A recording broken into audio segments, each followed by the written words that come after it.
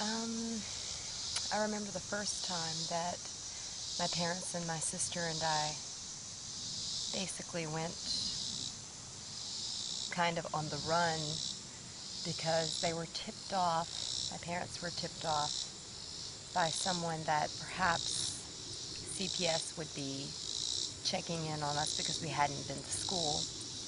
Well, I had never been to school, but my sister had been to school until about age 12. My parents pulled her out because of bullying and unprofessionalism from the teachers, things like that. But at that time, I had never been to kindergarten or anything because of my age. At the time we were tipped off, I guess I was about 6 or 7 years old.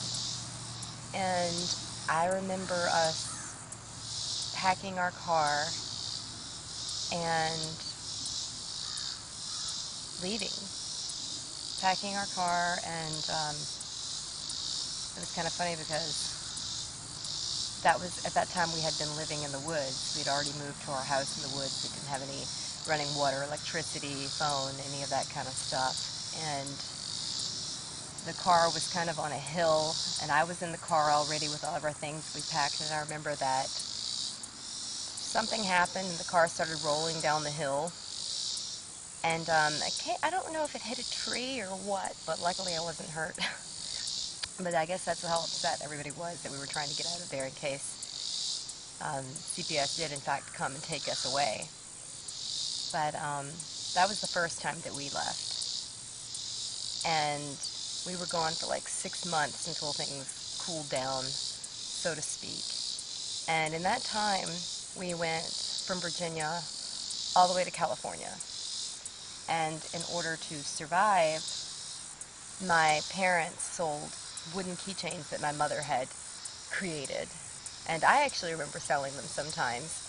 We would go into places like truck stops, convenience stores, and things, and I would carry this little box of keychains in. And I remember how my little spiel went. I'd be like, hello, we sell keychains. You can buy one for $5, one with your name on it for $5, or two for $5, or something like that is how it went. But I think that time we went to the majority of like the 35 states that I had been to. And during that whole period, we lived in our four-door Volvo, so it was pretty cramped in that car.